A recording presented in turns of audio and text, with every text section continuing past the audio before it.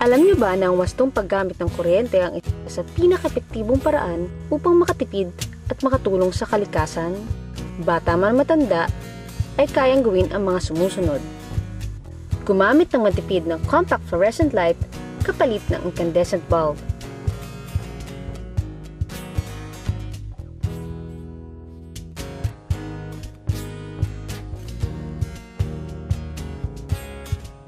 Kung mapapansin, mas maliwanag pa ito. Ugaling tanggalin sa saksakan ang mga appliances na hindi ginagamit upang mas makatipid sa kuryente.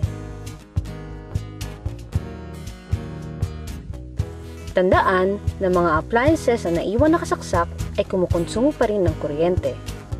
Magplansya ng maramihan o kaya'y gumamit ng fabric conditioner upang mabawasan ang oras ng pamamlansya. Huwag mag-overcharge ng mga electronic gadgets at iwasan ang paggamit nito habang naka-charge.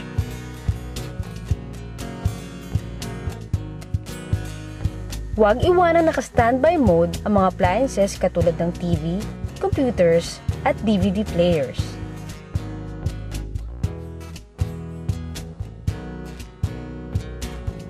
Maglagay ng halaman sa loob ng bahay upang magkaroon ng magandang ventilasyon.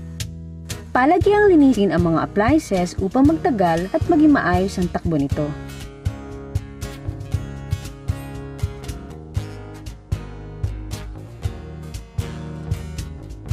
Siguraduhin palagi nakasara ang refrigerator at iwasan ang bukas-sara nito upang hindi maaksaya sa kuryente.